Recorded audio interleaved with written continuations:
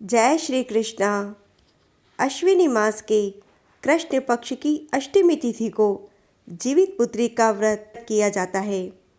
यह व्रत सभी सौभाग्यवती स्त्रियां रखती हैं जिनको संतान होती है।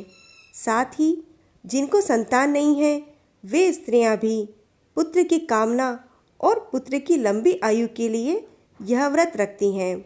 इस व्रत को प्रदोष काल यानी जब सूर्य अस्त होने वाला होता है, शाम गहराने लगती है, तब माताएं अपनी संतान की दीर्घ आयु, स्वास्थ्य और संपन्नता की मनोकामना के लिए यह व्रत रखती हैं। यह व्रत निर्जल होता है, इसे जिउतिया व्रत कहते हैं। इस दिन चक्की में पीसे हुए गेहूं के आटे में गुड़ मिलाकर शुद्ध घी में पकवान बनाया जाता है। इसकी पूजा शिव जी को प्रिय है। प्रदोष काल में ही इस पूजा को करना चाहिए।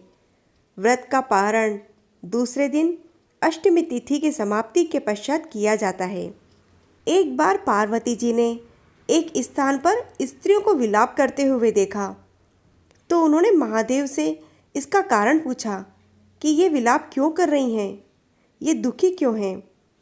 तो महादेव ने बताया कि इन स्त्रियों के पुत्रों का निधन हो गया है, ये इसीलिए विलाप कर रही हैं। पार्वती जी बोली कि एक माता के लिए इससे अधिक दर्द विदारक क्या बात हो सकती है कि उसके सामने उसके पुत्र मर जाएं। इससे मुक्ति का कोई उपाय हो तो बताइए। शिवजी ने बताया कि जो विधाता द्वारा रचित है उसमें तो हेरफेर नहीं हो सकता, किंतु जीमूत वाहन की पूजा से माताएं अपनी संतान पर आए प्राणघाती संकटों को भी टाल सकती हैं। जो माता अश्विनी मास की कृष्ण पक्ष की अष्टमी को जीमूत वाहन की पूजा विधि विधान से करेंगी, उसकी संतान के संकटों का नाश होगा। पार्वती जी के अनुरोध पर शिवजी ने उन मृत बालकों को पुनः जीवित कर दिया। इस कारण ही इसे जीवित पुत्री का व्रत कहा जाता है। आइए सुनते हैं इसकी कथा को। एक बार गंधर्वों के राजकुमार, जिनका नाम जीमूत वाहन था, वे बड़े उदार और परोपकारी स्वभाव के थे। उनके पिता ने वृद्धावस्था में वानप्रस्थ जाने का निश्चय किया और जाते समय इन्हें राज सिंहासन पर बैठाया, किंतु इनका मन राजपाट में नहीं लगा और वे राज्य का भार अपने भाइयों को संभलाकर स्वयं वन में पिता की सेवा करने के लिए चले गए। वन में ही जीमूत वाहन की भेंट एक राज्य कन्या से हुई, जिसका नाम मलयवती था। दोनों में प्रेम हो गया। एक दिन जब वन में भ्रमण करते हुए जीमूत वाहन काफ़ी आगे चले गए, तब उन्हें एक वृद्धा का विलाप सुनाई दिया।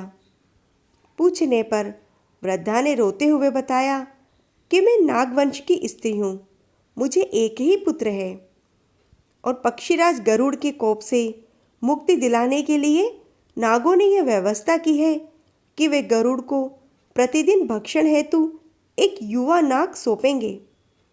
आज इसी प्रकार से मेरे पुत्र शंखचूर्ण की बलि का दिन है। मेरे पुत्र के जीवन पर संकट है। थोड़ी ही देर बाद मैं पुत्र विहीन हो जाऊंगी। एक स्त्री के लिए इससे बड़ा दुख क्या होगा कि उसके जीते जी उसका पुत्र मर जाए। जीमूत वाहन को यह सुनकर बड़ा दुख हुआ। उन्होंने उस वृद्धा को आश्वासन देते हुए कहा कि डरो मत, मैं तुम्हारे पुत्र के प्राणों की रक्षा करूंगा। आज उसके स्थान पर स्वयं मैं अपने आप को लाल कपड़े में ढककर वंदीशिला पर लेटूंगा, ताकि गरुड़ मुझे खा जाए और तुम्हारा पुत्र बच जाए। इतना कहकर जीमूत वाहन ने शंखचूर्ण के हाथ से लाल कपड़ा ले लिया और वे उसे लपेटकर गरुड़ को बलि देने के लिए चुनी हुई वंदीशिला पर लेट गए। नियत समय पर गरुड़ वेग से आए और वे लाल कपड़े में ढके हुए जीमूत वाहन को अपने पंजे में दबोचकर पहाड़ के शिखर पर जा बैठ गए।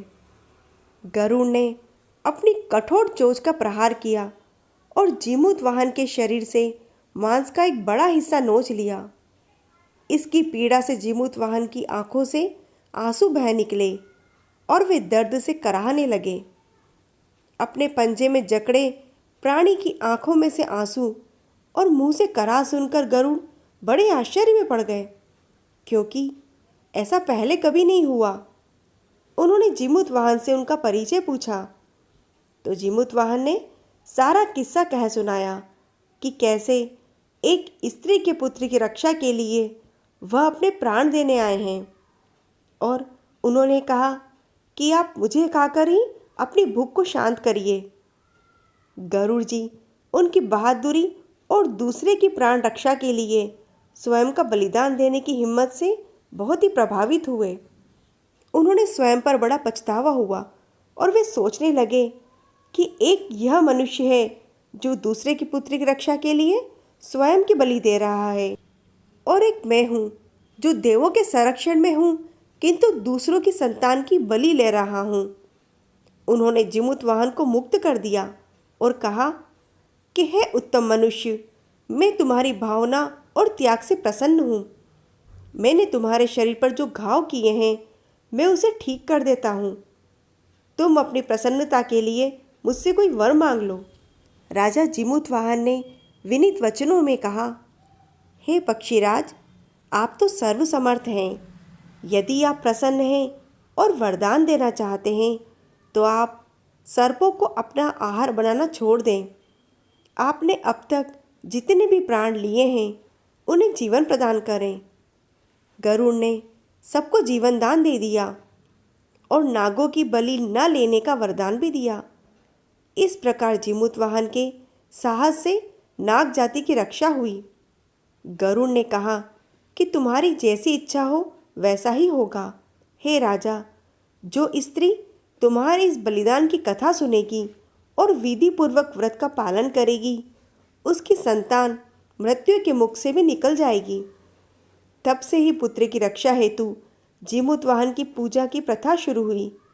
यह कथा कैलाश पर्वत पर भगवान शंकर ने माता पार्वती को सुनाई थी।